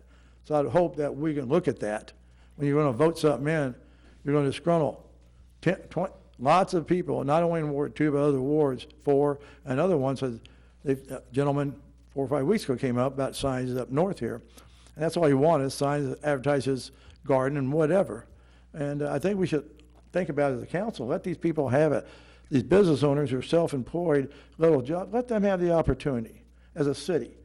They're not, putting them all over the place. It's not like election time. Let them advertise on their land and their home. I think that'd be a good thing. I really appreciate if we could look at that tonight and say, hey, we can do that. We can help them out on that avenue for the amendment we're working now, the small signs in the yards. Thank you. Thank you, sir. Anyone else to discuss on the motion to amend? Yes, Mr. Baker. Again, I think to reiterate this, we have a prime example of a content-driven piece of legislation here, that a home occupation sign is treated differently than a residential sign, a construction sign, or any other sign. And again, Reed versus Town of Gilbert clearly says that sign regulations cannot impose different restrictions based on the content or purpose of the message. It's very clear that even Missouri statute, I believe, refers to this, that you cannot distinguish between a home-based business sign and it not be content-driven. So again, like I said earlier, this is a clear example of not content neutral whatsoever. So I urge everyone that we should vote to allow this. Mr. Zer, do you have any legal opinion on this particular item, whether or not I hate to put you on the spot here because I know it's just hitting you, but. Your Honor, signs are allowed in residential districts. The question is not necessarily what is stated on those signs, it's whether or not they are size-oriented. Mr. Gress may have further on that. So wanted to clarify a few things because I think it's a basis of confusion that's causing a lot of the discussion here. So staff would agree that we've had a lot of home-based businesses reach out to be able to display their signs. Right now in the code, they cannot. Section 435.070A of the current code reads, the only commercial messages, again, it's regulated by the message. The only commercial messages allowed on temporary event signs on a residential property are a message pertaining to the sale or lease of a premises, a message for a business that is completing construction, remodeling, or home improvement work upon the property, or a message relating to the occasional sale, garage sale, or yard sale held in compliance with all city regulations. So right now, home-based businesses cannot have signage in their residentially zoned property because of that provision right there. Home occupations are permitted in residential districts, but the code right now restricts the signage at those. What I will point out is I had a chance to review the last section of the code. I would concur that item 12 under the prohibited signs should be struck from this code because home occupation signs are not intended to be regulated. And the reason I say that is I wanted to provide maybe some comparisons for what's currently allowed under the current code and not allowed under the proposed code. So for right now, a home-based business, a sign that they would want to put out under the proposed code would fall under a residential yard sign. It's not any longer based on what the sign says, if it's a commercial message or a non-commercial message, it's just based on the sign. So it's classified as a yard sign category, stake sign or frame sign. They can have up to 4 of those, 4 of those any time of the year. They can say David's Home Improvement, they can say David for School Board, they can say whatever that they want, but they are now allowed to have up to 4 yard signs any time of the year with no time limit placed on those. In addition to that, during the general election time frame, 30 days before or 5 days after, that section isn't so much about the fact that it's a political sign, it's just during that time frame, as a couple of comments have, we understood that name recognition is important. People like to put more signs out during that election season. And so regardless of that message, you can put up to 7 signs out during that election time frame. They can say, as Mr. Zer said, I like pancakes. They can have your political candidate on it. Whereas under the current code, you are limited to 1 sign based on each candidate or belief. So under the current code, you could have 1 David for School Board sign. Under the proposed code, you can have up to 7 David for School Board signs. But as it relates to the home-based occupations, that's an area that we've got a lot of feedback from over the years. And under the current code, it is not allowed. You cannot have a home occupation sign. As long as the council would agree that striking item 12, that was a carryover from the current code, as long as that is stricken, then home-based businesses can have up to 4 yard signs at their home with no restriction based on whether or not work is being completed at the time. It's just if I have a lawn care business, I can have 4 signs out on my property. So just wanted to clarify that. I think there's some So you're saying item 12 is already stricken? No, it should With be. the It is new not. code, but it should be It should be. stricken. It is still in the code there under signs Okay. that are prohibited. Mr. Belgrad? Thank you, sir. It seems to me like that's a better way to solve this problem than with this motion that's on the floor right now. One of my big concerns with the motion that's on the floor right now is that it would allow for signs 6 square feet in area and 4 feet in height, which is bigger than what that would allow, correct, David? A 6-foot sign in my neighbor's yard advertising their business is not something I necessarily would be in favor of. If as a group, we fail this amendment that's on the floor and make an amendment to strike E12 in section 435.130, that would allow for home business signs under the other regulations of sizes to be okay, yes? That's correct, and that was the intent, is to make them Like all a good solution. to make them consistent. Yeah. Okay. All right, any further discussion? Mr. Mills? And again, I mean, I think going back to some of the public comment and some that Mr. Baker had mentioned earlier, if this had come back to a work session with our city council and we had a time to go through this, all these supposedly typos or errors could have been caught. We wouldn't have had to gone through all this, but when it says no home occupation base is what we're sent out, I wouldn't even propose this motion. And so again, it just seems like we rushed some things that, and we didn't have everything accurate, but I'm satisfied as long as that is removed from the prohibited signs, the home-based occupation, I'm totally satisfied with that. Thank you, sir. Mr. Burke? Thank you. I used to be a coach, and it's real easy to teach a player to be a destroyer, somebody that doesn't have any skill. Just run through somebody and knock them over. That's okay. We need to win. Go ahead and plow through them. We'll take the red card. I'm a soccer coach. We'll take that because we're going to win. Maybe we need that red card against Scion or whoever, you know.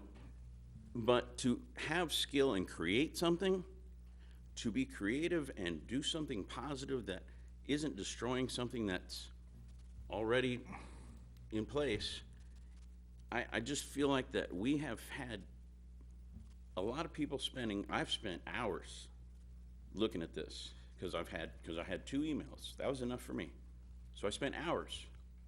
And I spent hours on this in 2014. It used to be part of the GMP. Sign permits were the thing of planning and zoning. It didn't come to the council's level. I just feel like that I would like to state that I really don't like to have staff waste their time to do things that destroy what we've been trying to do for years. It's so much easier to keep building on things instead of blowing everything up and then just say, oh, well, I guess we didn't want to get sued, so we're going to keep what we have so we can get sued because we're not in compliance right now. So to not do anything is ridiculous, and we're wasting a ton of the staff's time every week. Thank you, sir. No. Anyone else? We're on the discussion on the motion to amend Bill 3981. Mr. Holman. Based on Mr. Mills' comments, it sounds like you're satisfied with staff's recommendation to strike item 12 in section 435.130. To that end, would you be willing to withdraw this motion then so that we don't have to go through the method of voting on it? Yes, I'd been happy to withdraw and happy not to have to spend all the time I spent on it if the original that had been corrected to begin with. So that's all. I'm totally fine. I withdraw my motion if that's able to do that. Will you withdraw your second, Mr. Baker? Yes. Okay. Okay, that is no longer on the table. Mr. Belgrad? Mr. Mayor, I move that we amend the bill to strike item E12 from section 435.130. That would effectively allow home occupation signs. Thank you, ma'am. Is there a second? Yes, sir. I'll second the motion. Thank you, Mr. Holman. Motion's been made and seconded to amend the new code, correct? That's amending the new code by striking that particular section, item 12 as described, correct? We're good with that, Mr. Zur? My understanding that your motion to approve it would be subject to that amendment, yes. If you vote on this to approve it, yes. Yes, yeah. All right. Any further discussion? Mr. Circo? So what we're doing here is wanting to actually go ahead and vote on the actual bill, the way it laid out. No, No, we're voting on the amendment. just the amendments. Okay, thank you. To strike. Yeah. Anyone else? Hearing none, all those in favor of the motion? Motion carries unanimously 8-0. Now we'll go back to the original motion, which is the adoption of the first reading of Bill 3981. Any further discussion on that? Mr. Baker?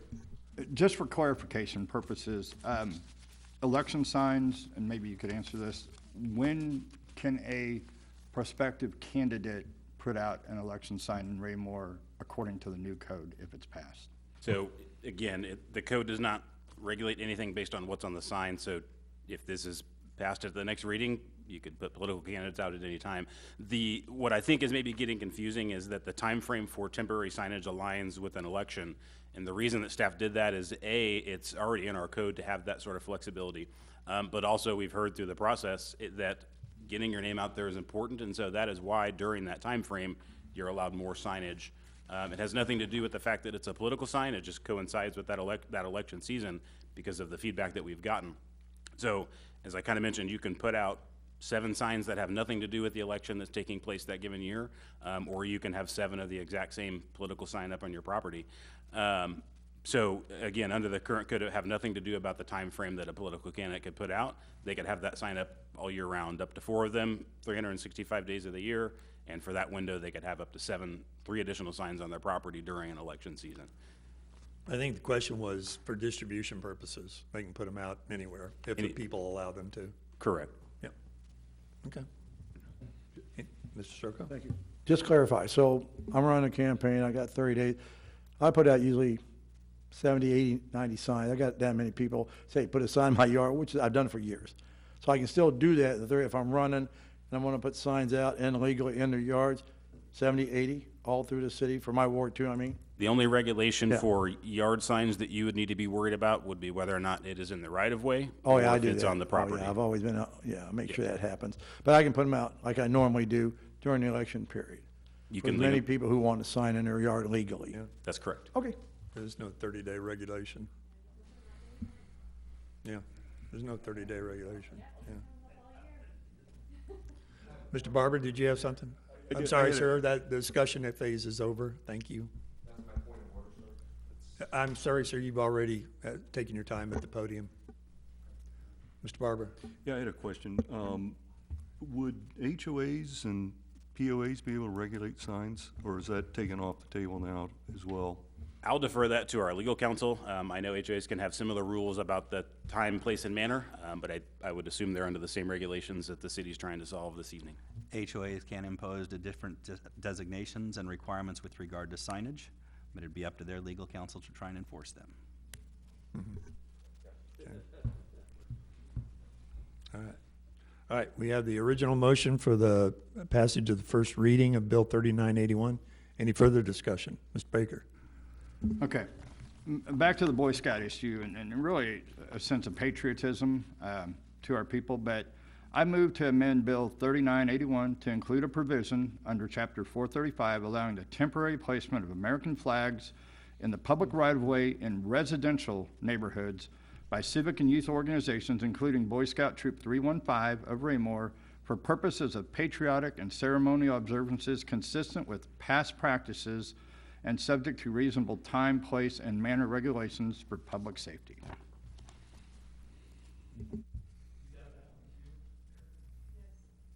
Is there a second? Mr. Mills? Seconded. Further discussion? Mr. Burke? Of staff, is this not permitted on page 2 under letter C, signs exempt from regulation, temporary event signs placed by public, charitable, religious, or fraternal organizations, provided they do not exceed the the size, height, and area regulations. Wouldn't that be, Boy Scouts is a charitable organization. I was a member for years. Wouldn't the 4th of July be an event? Wouldn't Flag Day be an event? Mr. Grass? Yeah, under the code, I mean, in this case, you'd have to look at the sign to determine whether or not it has to follow additional rules. But I would concur that the section that you just referenced would encapsulate an American flag. Again, the only restriction that would apply there is that the city's saying that it can't be in the city right-of-way, which is consistent with all signs now across the board. They can still have those placed up on their private property. The city is not trying to prohibit that. Mr. Delgado. I can't see any reason why we would have something in our code that names one Boy Scout troop, period.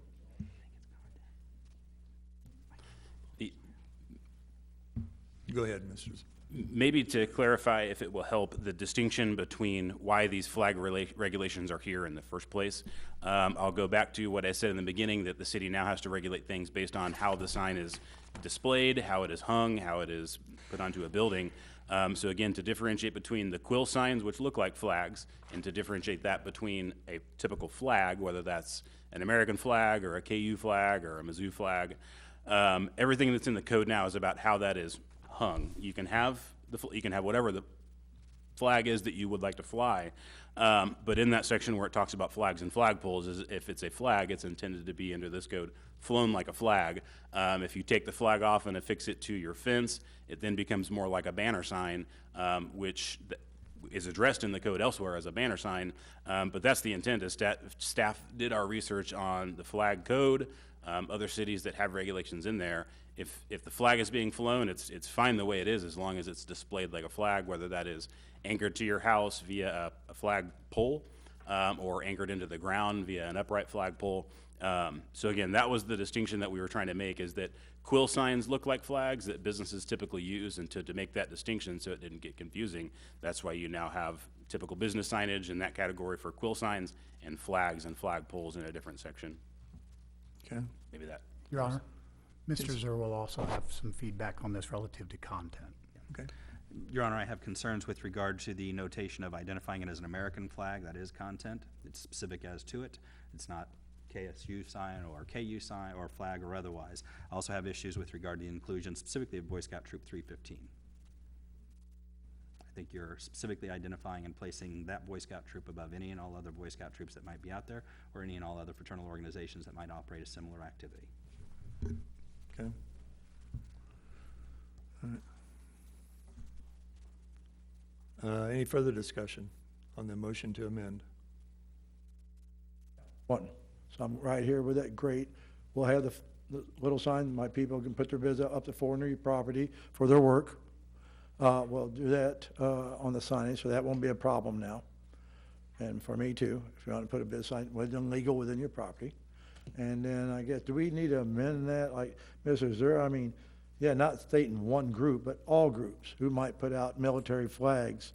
How would we do that? I think all should have an opportunity. I'm a veteran, and I think all should have an opportunity, Flag Day and these days, and whatever it may be, Veterans Day, to put flags out. Anyone, not just anybody in particular, but I think all entities who want to put them out would be nice if we could make sure. Okay, Sure, Mr. Zur. I think that's what Okay, Mr. that's what I Grass wanted to just see from said, Mr. but Zur.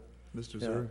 I'm happy to respond, Your Honor. The simple answer is they are allowed to put those on their personal property, just not in the public right-of-way at this particular time. My suggestion is, if there's going to be an amendment to the proposed motion that has been, a motion to amend that has been provided, would be exclude or completely strike out, including Boy Scout Troop 315, and strike out American. And as an Eagle Scout, I'm sympathetic. Yeah. Okay, we have a motion to amend first on the floor. We don't have a motion to amend the motion. So any further discussion on the motion that's on the floor right now? Mr. Holman. I can't support where we would let one group post signs on city right-of-way. That makes no sense because we've excluded everything else. To me, if we do that, you want to talk about inviting some type of legal challenge, that certainly will undo it. So I can't support that. Mr. Mills, did you have some? Your hand was up. Yeah. Again, I agree. I don't think we list Boy Scouts anything specific like that. Because there's other across the United States, a lot of the Optimist clubs actually do that's their big fundraiser. You seconded the motion. Right, but the Optimist would be in the not-for-profit. I saw all that. When it talked about events, I didn't realize that we would recognize, an American flag as an event sign. To me, it's the American flag. Yeah. So I'm happy to, the way the motion was presented, yes, I seconded, but after reviewing it, I would not support it as it is written. Okay. All right, so we have a motion and a second on the floor to amend the motion. And what was that motion again, Erica? To include a provision under Chapter 435 allowing the temporary placement of American flags in the public right-of-way in residential neighborhoods by civic and youth organizations, including Boy Scout Troop 315, for purposes of patriotic and ceremonial observances consistent with past practice and subject to reasonable time, place, and manner regulations for public safety. Okay, that's the motion on the floor right now, which has the particulars that legal has issues with. We can go ahead and vote on the motion. Mr. Circo, did you have anything? Yes, so basically, they could pull the second, pull the motion on that, since Mr. Zur said all flags. We can go what we're going to do and reevaluate that motion at all if we need it, because right now you're saying we could have all flags and all entities, and we have our home flags. So we don't want to specify one. We just want open-ended for the American flag or any flags, like Mr. Zur said. Is that already in this bill, or would we have to amend that? I believe the difference is that, and I don't have the motion in front of me, but the motion includes in the right-of-way. You can put So what Mr. Zur defined is any kind of flag can go up. There's no restriction on content of the flag, but the motion allows flags in the right-of-way, as long as they're American flags. American flags. Just. Oh. If you guys are going to change amendments, aren't you supposed to reopen the public hearing from the original? Discretion of the board. I'll defer to legal on that one. Discretion of the board. Right now, you're beyond the public hearing portion of it. If you want to reopen it, you are allowed to do so.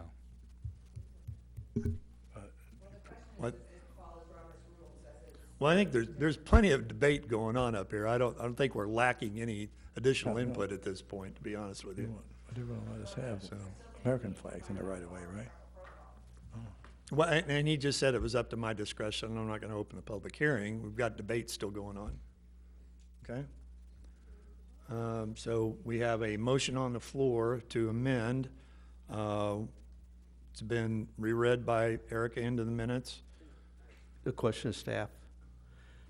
It was mentioned that it could have any flag as long as it's not on the right-of-way. However, when I read the new rules, it talked about it couldn't be a temporary flag. I mean, flags had to be mounted and a permanent nature, and what we're talking about, like for the Boy Scouts and things like that, those are just temporary. But that would fall under the fact that they're a not-for-profit civic organization. They can have a temporary flag, correct? Maybe to answer your question, so at the P&Z meeting, it was discussed, the item that we changed is that flags and flag poles have now been lumped into the permanent signage category. Right. We, and that, as I mentioned before, was to make the distinction between temporary quill flags and quill signs that businesses typically put up, to make that distinction between flags, which are typically predominantly permanent because they're affixed to your house or they are anchored into the ground. To meet maybe what the discussion is, we could add a category into the temporary signage category to encapsulate flags as well and adopt some additional regulations on that. I think staff's position would be we would replicate the same location requirements that we have in place, that they still cannot be in the right of way, they have to be on private property. But that I don't think we need to change the code to meet that. It was not staff's intent to regulate any flags. It was always about regulating the location of those signs and where they're placed. But if we need to relook at where that gets placed in the code, we can do that. But maybe that answers your question. My concern is I just don't want, I know that most of our ordinances are complaint driven. I mean, it's common sense. We don't have staff to go out and be like, check everything. So most of the things are complaint driven. I've dealt with neighbors that get, been out of shape over something, and so then they want to complain on every neighbor in the, in the neighborhood. I just want to make sure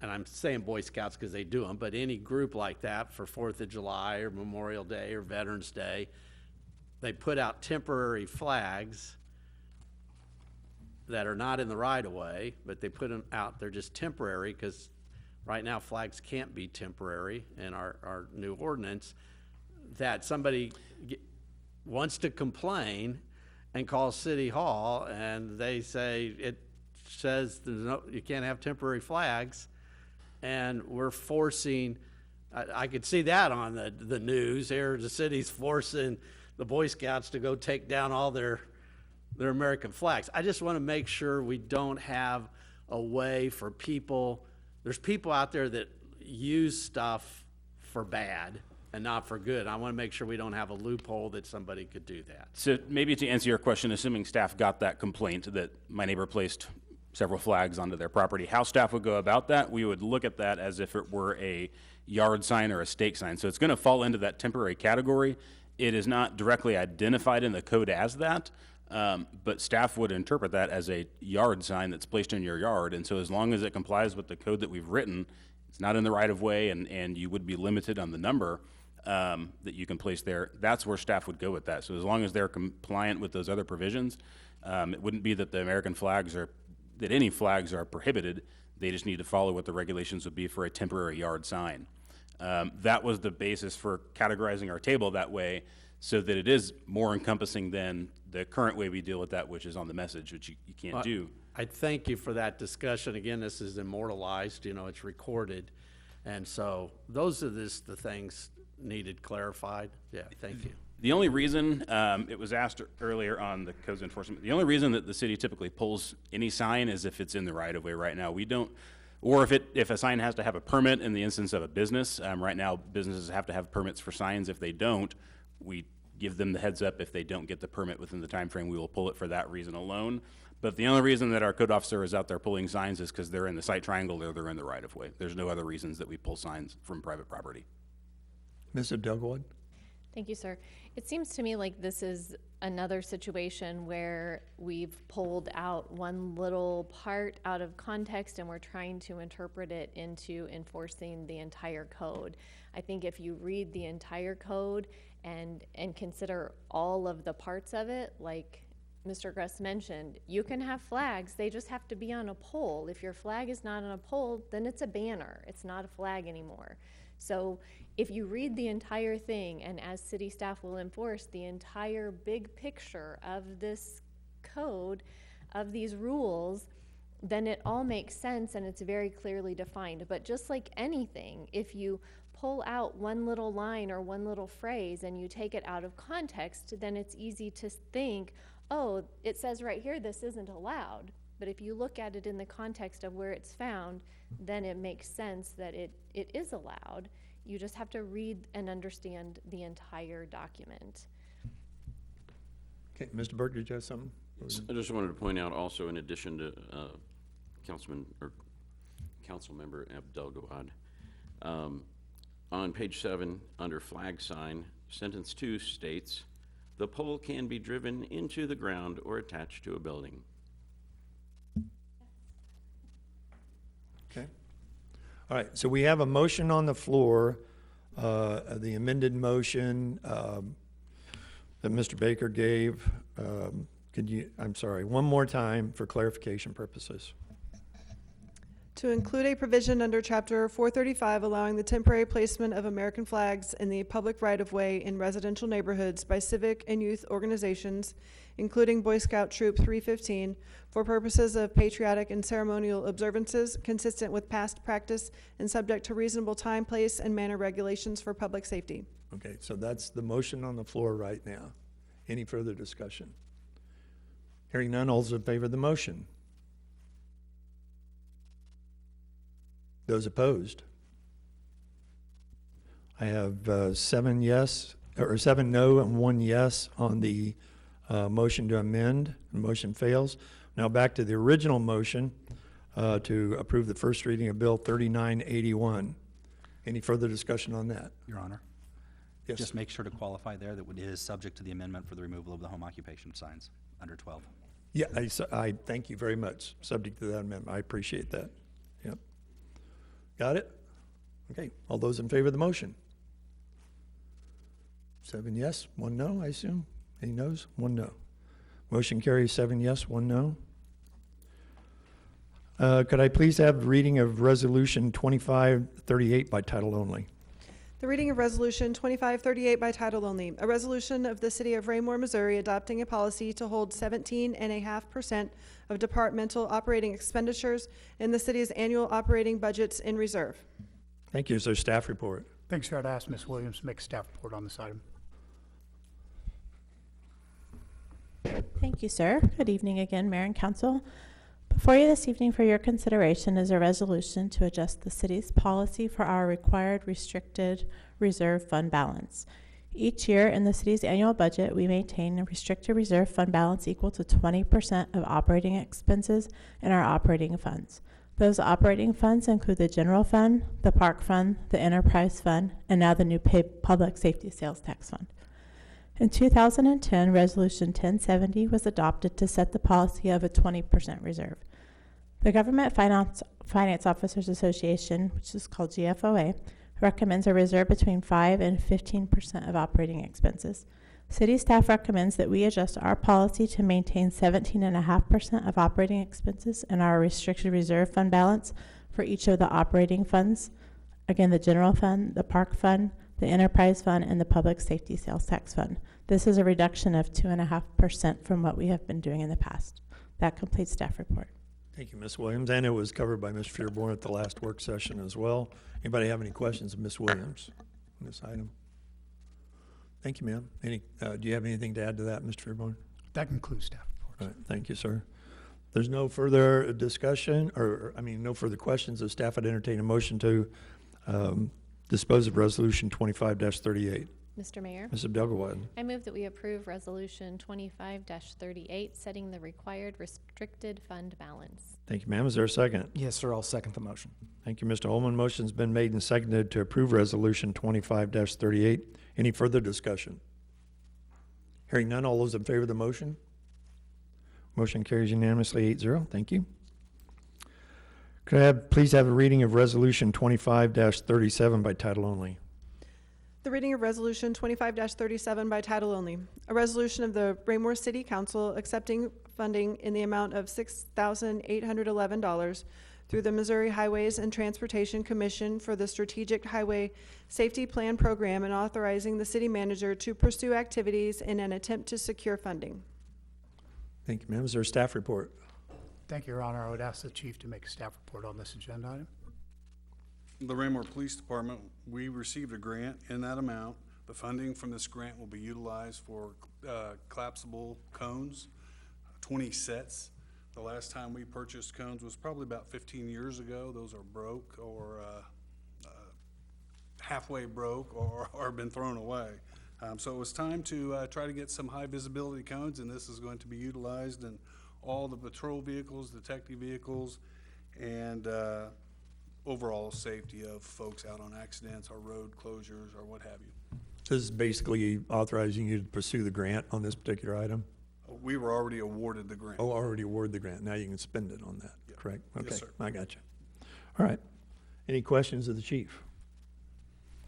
All right, if there aren't any, I'd entertain a motion to approve Resolution 25-37.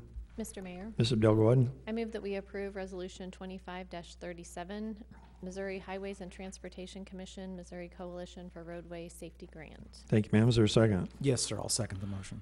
Motion's been made and seconded to approve Resolution 25-37. Any further discussion? Hearing none, all those in favor of the motion? Motion carries unanimously 8-0. Thank you.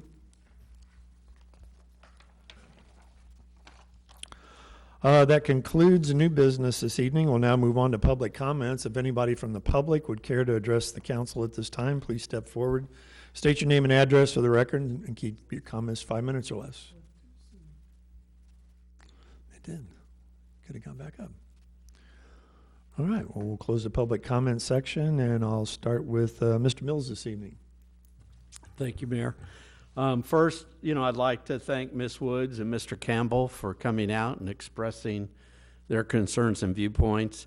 Again, as it was mentioned, reading every line and every detail, unfortunately, most of our citizens in our community are not going to be able to do that. They're looking for their specific thing. Is it a home-based business? Is it this? Is it that?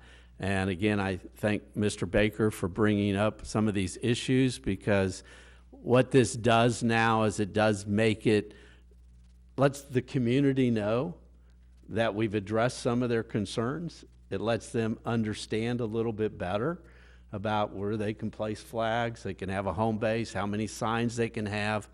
And I think that's good that we have these discussions, not that sometimes we know what's going on, but the community doesn't, and it makes it easier for them to understand. And I know this was an important issue for many people in the community. So again, I thank staff for participating and answering questions. I thank Mr. Baker for bringing up some of these issues so that we could have a discussion. And I think we've done something that has satisfied most of the concerns, maybe not every concern, but most of the concerns of people that I visited with. Thank you. Thank you, sir. Mr. Berg. I'm going to put a challenge out to myself. I know my wife, if she hears this, she'll laugh. But I'm going to try to pledge to put about 25% of my negativity, the time that I spend doing that, trying to tear things down or trying to look for problems, and put 25% of that effort into looking for solutions and being positive or smiling more or something. Something that's, because I know it would make people in my house happy. And if you want to join me, I'm welcome you to do so. Thank you, Mr. Holman. Nothing further this evening, sir. Thank you. Thank you, sir. Mr. Anker. Thank you, sir. Yeah. September 24th, Wednesday, for the start of the police or your Citizens Academy. I highly recommend, if anybody ever gets the opportunity, please attend. It's a real eye-opening situation. You'll learn an awful lot about it. And I can tell you firsthand from talking with plenty of people, Raymore puts on one of the best Citizens Academy within the neighborhood. So congratulations, Chiefs. It's going to fill up fast. Thank you, sir. Mr. Baker. Thank you, Mr. Mayor. I just want to say thank you to members of the council and to staff for allowing me to raise concerns and comments about the UDC, comments that many of those were brought to my attention by citizens in my ward, and to be able to memorialize those comments in our discussion tonight so that people can see where we're from, what we stand for, and what we vote for. Thank you. Thank you, sir. Mr. Serco. Thank you, Mr. Mayor. Yes, I just want to reach out and thank the staff, Mr. Grass, for making the amendment for the home sign for in-home businesses. We got so many of them. That's really going to go a long ways in the city, a positive for a lot of people here with the in-home businesses. Thank you guys for that and the staff, and making sure we can get our American flags, any flags out. We appreciate that. And Councilman Burke, start showing up for Optimus breakfast. We'll get you happy again. Mr. Barber. Mr. Barber. Thank you, Your Honor. I want to say I appreciate the comments, the discussion. I think it's healthy. But I do want to say one thing. In my personal life and in my professional life, I've had many opportunities where I've had to hire an attorney. And my philosophy always is you get the best you can afford when you're in that situation, you don't want to make any mistakes or have any mistakes made. And I just want to put out a thank you to Mr. Zurer. You know, we got Mr. Zurer as our attorney a few years back, and I know he had quite a mentor and still a partner with him. And I do appreciate your work, and I do believe that we have the best. And again, I want to thank you for your work that's done, and I do appreciate you. Thank you. Thank you, sir. And Ms. Abdelgawad. Thank you, sir. I'll just take a quick moment. It came up tonight to remind the public that the city has many, many, many avenues of communication, ways that we do try to get the information out to citizens. On our website, we have an amazing website. We have social media for the city. We have social media for the police department. We have social media for the Planning and Zoning Commission. We have social media for Parks and Rec. Follow us on social media if you want to know what's going on. Read the newspaper if you want to know what's going on. Look at the website if you want to know what's going on.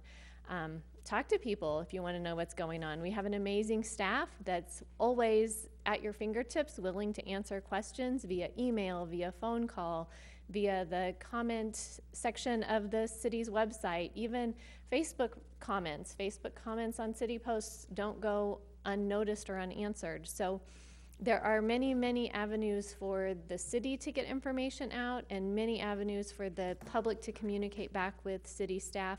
All the council members have their phone numbers, email addresses on the website. You can communicate with us that way. As council members, we also can stay up on things that are going on with all of our boards and commissions and get notice of several of these things that come before us before it's our turn. You can pay attention to what's going on in the boards and commissions and get that preview if you need a little more time to take a look at things. So I just highly encourage people to take advantage of all of the opportunities to gather information and ask questions because there are many out there. Thank you. Well, thanks for stealing my thunder there. No, frankly, I would replicate just about everything you just said there. In addition to, we have an award-winning communications department. We have a wonderful staff that responds on a regular basis to inquiries from the public. In fact, I wish the council would utilize that more and reach out to Mr. Fearborn if they have questions about a particular item, or provide questions that you might have ahead of time instead of springing them on them here at the council meeting.